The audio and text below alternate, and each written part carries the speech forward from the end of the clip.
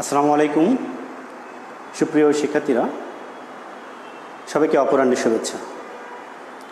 আশা করছি তোমরা ভালো আছো, সুস্থ আছো এবং নিরাপদে আছো। প্রিয় শিক্ষার্থীরা, ন্যাশনাল কলেজের অনলাইন ক্লাসের আজকের আয়োজনে তোমাদের স্বাগত জানাচ্ছি। তো প্রিয় শিক্ষার্থীরা, আজকে আমরা বাংলা উচ্চারণের নিয়ম এর দ্বিতীয় ক্লাস করব। গত ক্লাসে আমরা বাংলা উচ্চারণের নিয়মের উচ্চারণ রীতি কাকে বলে আমরা জেনেছি এবং ধ্বনি উচ্চারণের প্রতীকগুলোর সাথে আমরা পরিচয় হয়েছি। তো আজকের ক্লাসে আমরা দেখব অধ্বনি সম্পর্কে, অধ্বনি উচ্চারণের নিয়মগুলো আমরা জানব। এটি তোমাদের পরীক্ষায় খুবই গুরুত্বপূর্ণ। এই কারণে অধ্বনির উচ্চারণ সম্পর্কে আমাদের খুব ভালোভাবে জানতে হবে। ওকে, তাহলে অধ্বনির দুই রকমের উচ্চারণ হয়, আমরা গত ক্লাসে দেখেছিলাম। একটি সংবৃত উচ্চারণ এবং একটি বিবৃত উচ্চারণ। সংবৃত উচ্চারণ যেটা, তাহলে অধ্বনির দুই ধরনের উচ্চারণ হয়। একটি হলো সংবৃত আর একটি বিবৃত। আমরা জেনেছি যে সংবৃত উচ্চারণে ঠোঁট কিছুটা সংকুচিত হয় এবং বিবৃত উচ্চারণে ঠোঁট কিছুটা প্রসারিত হয়। তো অয়ের উচ্চারণ যদি অয়ের মতোই হয় তাহলে সেটাকে বলা হয় বিবৃত উচ্চারণ, আর অয়ের উচ্চারণ যদি ও এর মতো হয়ে যায় তাহলে আমরা সেটাকে বলি সংবৃত উচ্চারণ। ওকে, তো প্রিয় শিক্ষার্থীরা, তোমাদের প্রশ্ন আসে এভাবে যে উদাহরণসহ অধ্বনির 5টি নিয়ম লেখো বা অধ্বনি উচ্চারণের 5টি নিয়ম লেখো, অথবা আসতে পারে উদাহরণসহ আদ্য অধ্বনি উচ্চারণের 5টি নিয়ম লেখো, অথবা মধ্য অধ্বনি অথবা অন্ত অধ্বনির 5টি নিয়ম লিখতে বলা হয়। তো আমরা সেটা ধরে ধরে আজকে আলোচনা করব। প্রথমে আমরা দেখব আদ্য অধ্বনি উচ্চারণের নিয়ম। আদ্য অ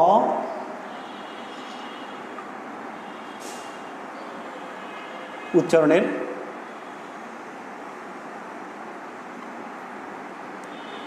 নিয়ম।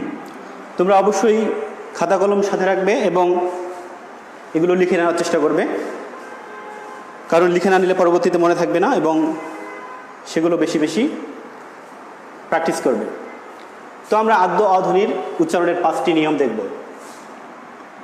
প্রথমে আদ্য অয়ের পরে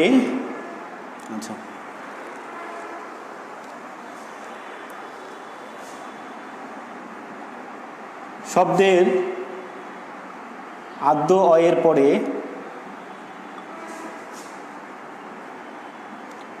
ইকার,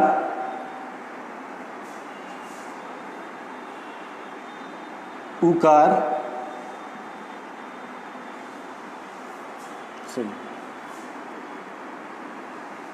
ইকার, হ্রস্ব ইকার, দীর্ঘ ইকার বা হ্রস্ব উকার বা দীর্ঘ উকার থাকলে সে অয়ের উচ্চারণ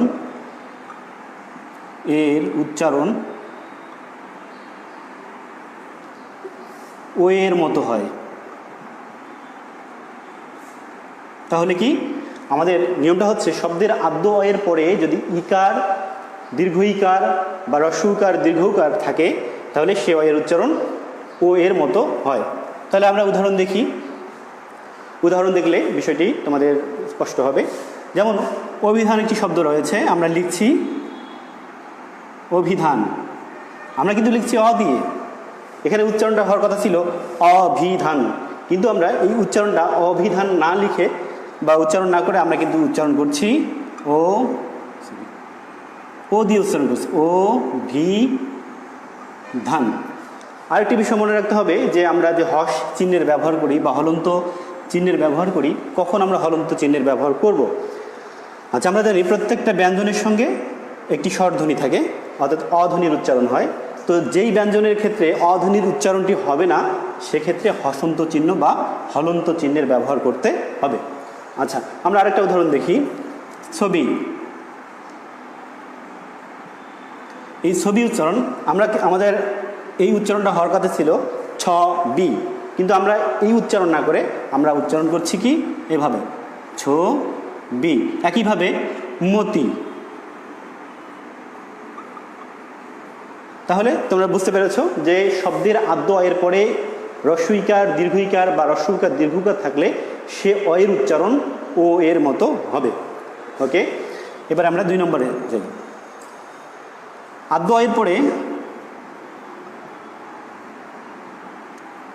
অয়ের পরে জ ফলাযুক্ত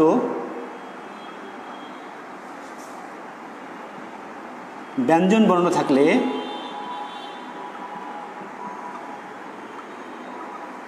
সে অয়ের উচ্চারণ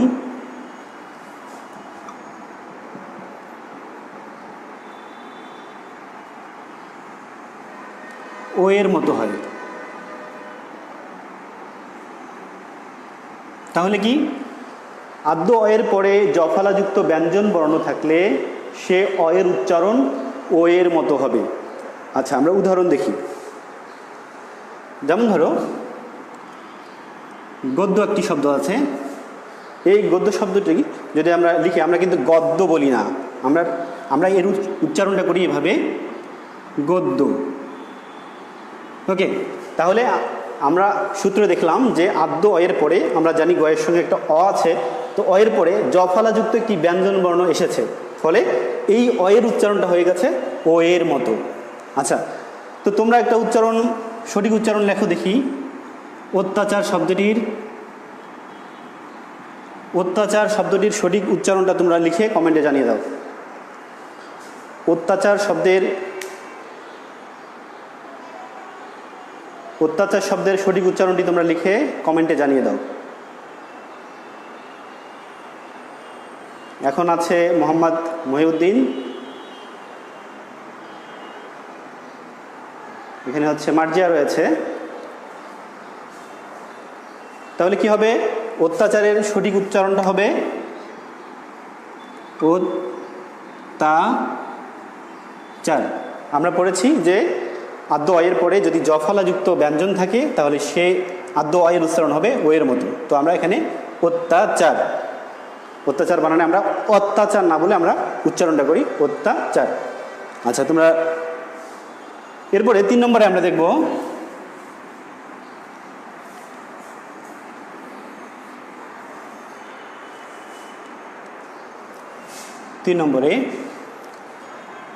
শব্দের আদ্য অয়ের পরে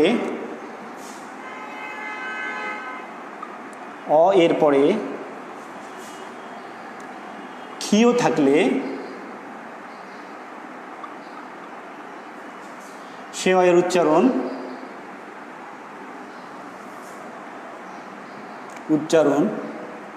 ওকারান্ত হয়।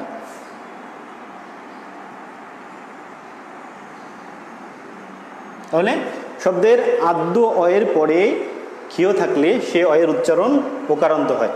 আচ্ছা, উদাহরণ দেখি। দক্ষ, এই যে আমরা দক্ষ শব্দটা লিখছি, আমরা শব্দটার সঙ্গে আছে অ, উচ্চারণ হওয়ার কথা ছিল দক্ষ, কিন্তু আমরা উচ্চারণ করছি কিন্তু এভাবে দক্ষ। তো আমরা গত ক্লাসে জেনেছিলাম যে এই যে ক্ষীয়র উচ্চারণ জেনেছিলাম এভাবে, যদি শব্দের প্রথমে থাকে তাহলে উচ্চারণ হবে ক্ষয়ের মতো, আর শব্দের মাঝে অথবা শব্দের শেষে যদি থাকে তাহলে উচ্চারণ হবে কয় ক্ষয়ের মতো। তো আমরা এখানে যেহেতু শব্দের শেষে পেয়েছি তাহলে উচ্চারণটা হয়ে গেছে কয় ক্ষয়ের মতো, দক্ষ। আবার দেখো লক্ষণ শব্দের উচ্চারণ আমরা কীভাবে করব?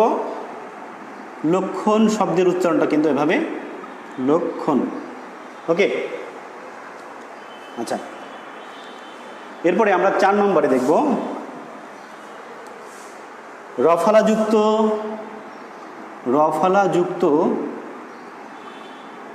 আদ্য অ এর উচ্চারণ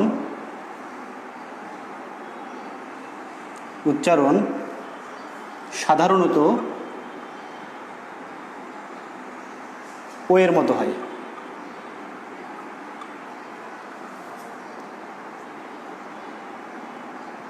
তাহলে কি, রফলাযুক্ত আদ্য অ এর উচ্চারণ সাধারণত ও এর মতো হয়। তাহলে দেখি,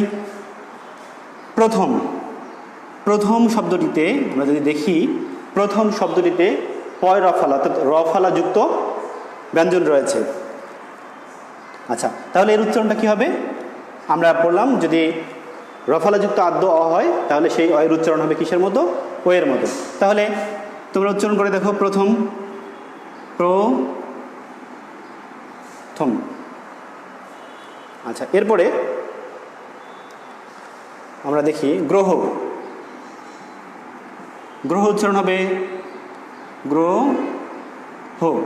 একইভাবে গ্রন্থ, অর্থাৎ যদি রফলাযুক্ত আদ্য এর পরে রফলাযুক্ত আদ্য অ থাকে তাহলে সেই অয়ের উচ্চারণ হবে কিসের মতো?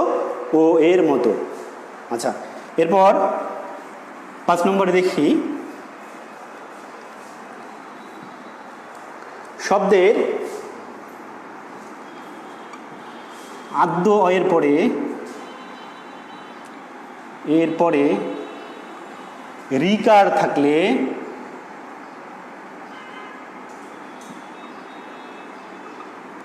থাকলে সে অয়ের উচ্চারণ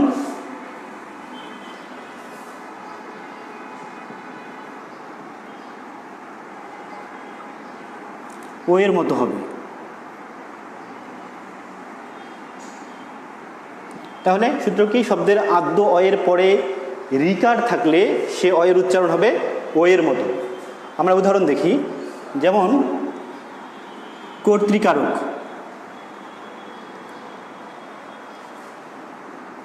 কর্তৃকারক, তাহলে আমরা দেখছি আদ্য অ, কয়ের সঙ্গে একটি অ রয়েছে, এরপরে কি আসছে? রিকার যুক্ত হয়েছে, তাহলে সেই অয়ের উচ্চারণ কিসের মতো হবে? ও এর মতো হবে। তাহলে উচ্চারণটা কি হবে? উচ্চারণটা হবে এরকম, কর্তৃকারক, কর্তৃকারক। আচ্ছা, এরপরে আচ্ছা, তাহলে এই হচ্ছে আদ্য অয়ের উচ্চারণ। তাহলে তোমাদের যদি প্রশ্ন আসে এভাবে যে উদাহরণসহ আদ্য অ ধ্বনি উচ্চারণের 5টি নিয়ম লেখো, তাহলে আশা করছি তোমরা লিখতে পারবে। আচ্ছা, এটার আরেকটা উদাহরণ দেই, বক্তৃতা। বক্তৃতা, বক্তৃতা, বক্তৃতা। এই হচ্ছে আদ্য অধ্বনি উচ্চারণের 5টি নিয়ম। আচ্ছা, এরপরে আমরা দেখব মধ্য অধ্বনি উচ্চারণের 5টি নিয়ম। এরপরে হচ্ছে মধ্য অ, মধ্য অধ্বনির অধ্বনি উচ্চারণের 5টি নিয়ম আমরা দেখব। আচ্ছা, প্রথমে দেখি মধ্য অ এর পরে, মধ্য অ এর পরে, মধ্য অ এর পরে ই বা উ ধ্বনি থাকলে সে অয়ের উচ্চারণ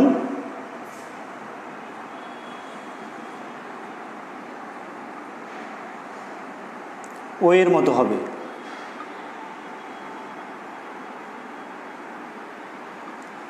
তাহলে মধ্য অ এর পরে ই বা উ ধ্বনি থাকলে সে অয়ের উচ্চারণ হবে ও এর মতো। যেমন কাকুলি একটি শব্দ রয়েছে, কাকুলি। তাহলে এখানে মধ্য অ, কয়ের সঙ্গে একটি কি আছে? মধ্যবর্ণ আছে ক, এর সঙ্গে কি আছে? একটি অ ধ্বনি রয়েছে, আমরা জানি। তো এর উচ্চারণটা হচ্ছে, যেহেতু পরবর্তীতে ই রয়েছে, ই ধ্বনি রয়েছে, এই জন্য এর উচ্চারণটা হচ্ছে কিসের মতো? উচ্চারণটা হচ্ছে ও এর মতো। যেমন কা কো লি, কাকুলি। আবার যদি দেখি জলধি, জলধি উচ্চারণটা যদি দেখি একইভাবে জ লো ধি, তাহলে মাঝখানের যে অ রয়েছে সেই অয়ের উচ্চারণ হচ্ছে কিসের মতো? সেই অয়ের উচ্চারণ হচ্ছে ও এর মতো। ওকে, আচ্ছা, এরপরে আমরা দেখব মধ্য অ এর পরে, মধ্য অ এর পরে রিকার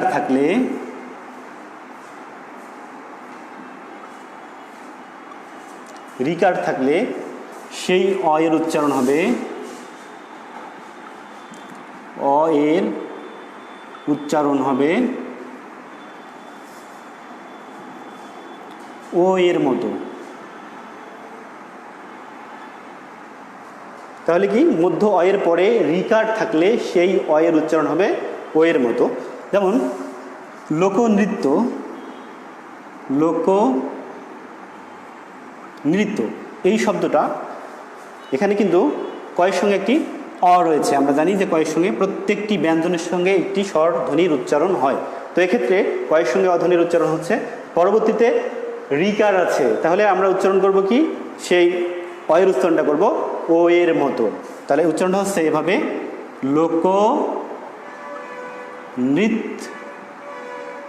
লোকনৃত্য। ওকে, ঠিক একইভাবে আরেকটি শব্দ আমরা দেখি, উপবৃত্ত।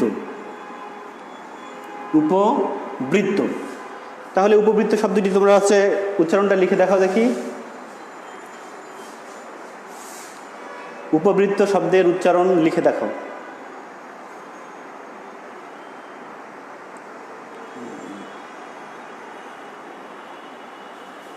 উপবৃত্ত, আচ্ছা, উপবৃত্ত শব্দের উচ্চারণ হবে উপবৃত্ত, এভাবে উপবৃত্ত, অর্থাৎ পয়ের সঙ্গে যে অ রয়েছে সেই অয়ের উচ্চারণ হবে কিসের মতো, ও এর মতো হয়ে যাবে। ওকে, এরপরে আমরা দেখি 3 নম্বর।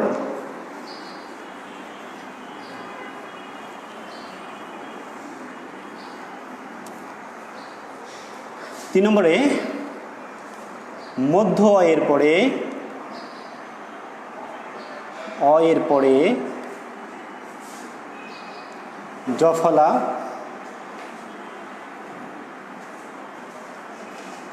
জফলা যুক্ত ব্যঞ্জন থাকলে বা ব্যঞ্জন বর্ণ থাকলে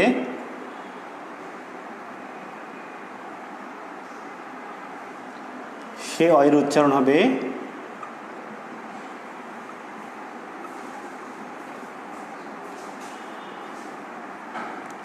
ও এর মতো। ওকে, তাহলে মধ্য অয়ের পরে জফলাযুক্ত ব্যঞ্জন বর্ণ থাকলে সে অয়ের উচ্চারণ হবে ও এর মতো, অথবা জফলা থাকলেই সে অয়ের উচ্চারণ হবে ও এর মতো। তাহলে দেখি আমরা, যেমন অদম্য একটি শব্দ রয়েছে,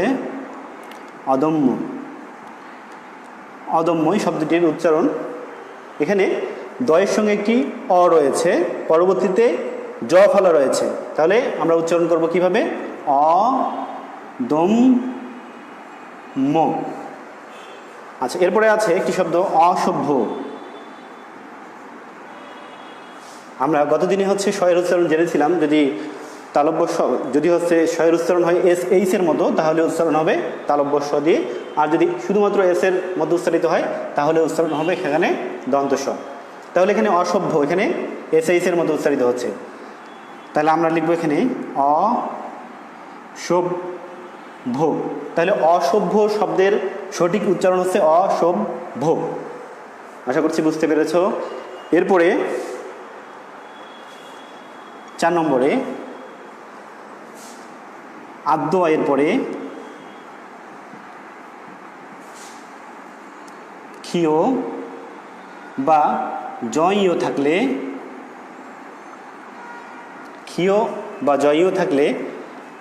সে অয়ের উচ্চারণ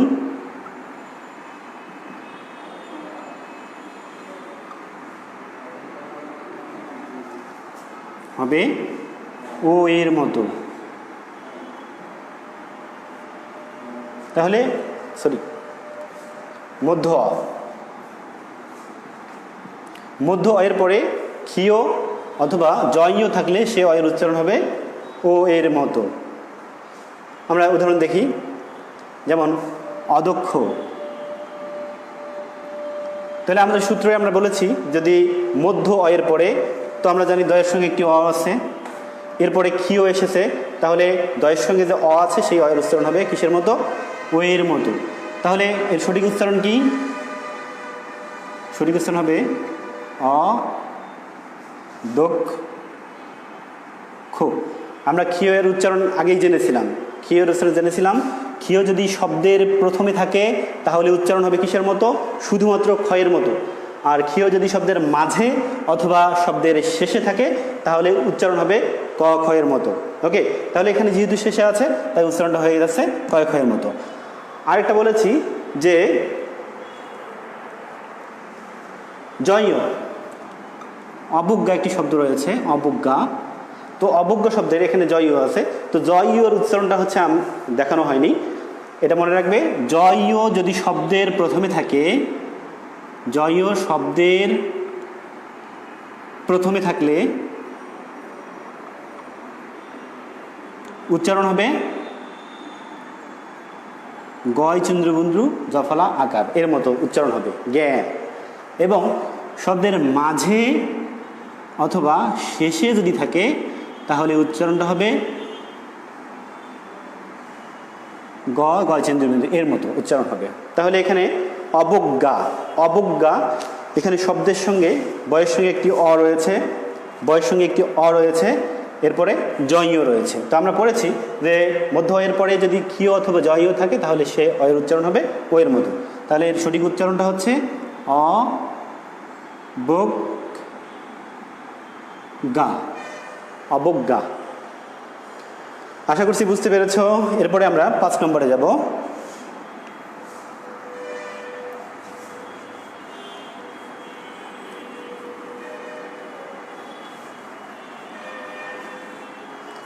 পাঁচ নম্বরে মধ্য অ এর আগে যদি অ, আ, এ অথবা ও থাকে তাহলে সে অয়ের উচ্চারণ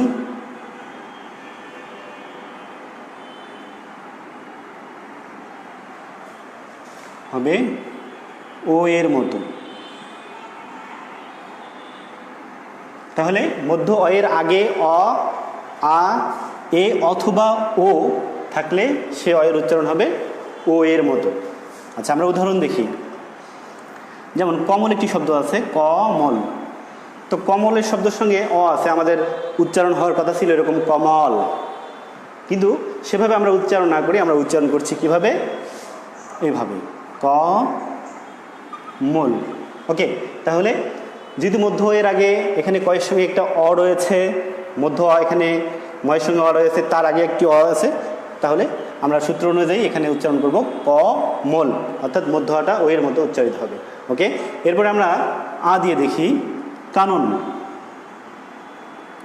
আমরা দেখেছি আয়ের পরে যদি অ থাকে, অর্থাৎ মধ্য এর আগে যদি আ থাকে তাহলে সেই মধ্য অ এর উচ্চারণ হবে ও এর মতো। তাহলে এর উচ্চারণ কি হবে? কা নন। ওকে, এরপরে এ দিয়ে কেতন। আমরা সূত্রে দেখলাম কেতন, অর্থাৎ মধ্য অয়ের আগে এ থাকলেও সেই অয়ের উচ্চারণ হবে ও এর মতো। তাহলে এর সঠিক উচ্চারণ হচ্ছে কে তন। ওকে, আরেকটি আছে ওজন। ও ও দিয়ে আমরা লিখি ওজন। তাহলে আমরা পড়েছি মধ্য অয়ের আগে ও থাকলেও সেই অয়ের উচ্চারণ হবে কিসের মতো? ও এর মতো। তাহলে এর উচ্চারণ হচ্ছে ওজন। আশা করছি বুঝতে পেরেছ। এ হচ্ছে মধ্য অ উচ্চারণের 5টি নিয়ম। তো তোমাদের প্রশ্ন আসে এভাবে যে মধ্য উদাহরণ সহ মধ্য অ ধ্বনি উচ্চারণের 5টি নিয়ম লেখো, অথবা এভাবে প্রশ্ন আসতে পারে যে উদাহরণ সহ আদ্য অ ধ্বনি উচ্চারণের 5টি নিয়ম লেখো। তো আমরা আজকে মধ্য অ এবং আদ্য অ ধ্বনির উচ্চারণ দেখলাম। তোমাদের আমি 2টি শব্দ দিচ্ছি, তোমরা শব্দ দুটির উচ্চারণ লিখে দেখাও। একটি হচ্ছে অধ্যাপক, অধ্যাপক, আরেকটা হচ্ছে অত্যাবশ্যক।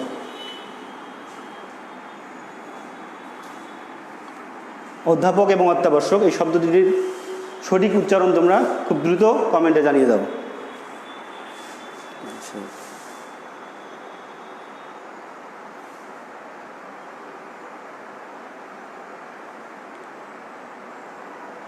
অধ্যাপক এবং অত্যাবশ্যক শব্দ দুটির সঠিক উচ্চারণ খুব দ্রুত লিখে দাও।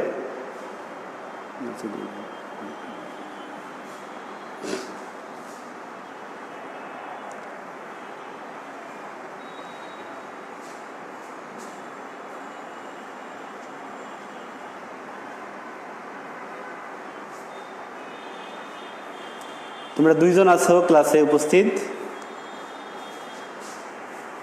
এর আগে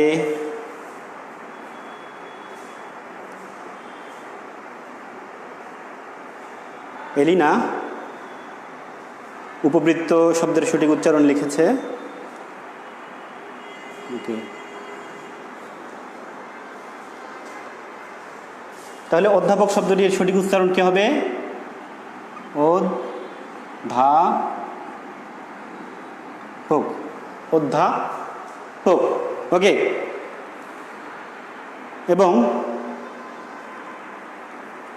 অত্যাবশ্যক শব্দের সঠিক উচ্চারণ তোমরা কেউ লিখতেছো না। অত্যাবশ্যক, অত্যাবশ্যক। আচ্ছা, অত্যাবশ্যক শব্দের সঠিক উচ্চারণ হচ্ছে অত্যাবশ্যক, অত্যাবশ্যক। তো তোমরা বাসায় বেশি বেশি এগুলো প্র্যাকটিস করবে। মধ্য এর আগে আমরা দেখেছিলাম প্রথম ক্লাসে যে অধ্বনি উচ্চারণের প্রতীকগুলো, অধ্বনি উচ্চারণের প্রতীকগুলো যদি তোমরা খুব ভালোভাবে বুঝতে পারো তাহলে কিন্তু তোমাদের উচ্চারণ লিখতে গিয়ে আর সমস্যা হবে না। আমাদের সমস্যা, আমরা কিন্তু উচ্চারণ করতে গিয়ে ঠিকই উচ্চারণ করছি, কিন্তু আমরা লিখতে গিয়ে সেই উচ্চারণটা লিখতে পারছি না। তো আমরা যদি ধ্বনি প্রতীকগুলো আমরা জানি তাহলে কিন্তু আমাদের এই উচ্চারণের সমস্যাটা থাকবে না। এই জন্য প্রথম ক্লাসটি তোমরা খুব ভালো করে দেখবে এবং ধ্বনি উচ্চারণের প্রতীকগুলো জানবে। এবং সেই সাথে তোমাদের খুবই গুরুত্বপূর্ণ হচ্ছে অধ্বনির উচ্চারণ, আদ্য অ, মধ্য অ এবং অন্ত অ। আজকে আমরা দুইটি করলাম। তো এটা তোমরা বাসায় ভালো করে দেখবে।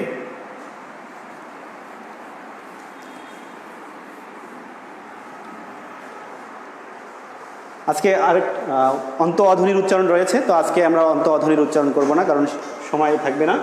তো আজকে তোমরা এগুলো বাসায় বেশি বেশি প্র্যাকটিস করো।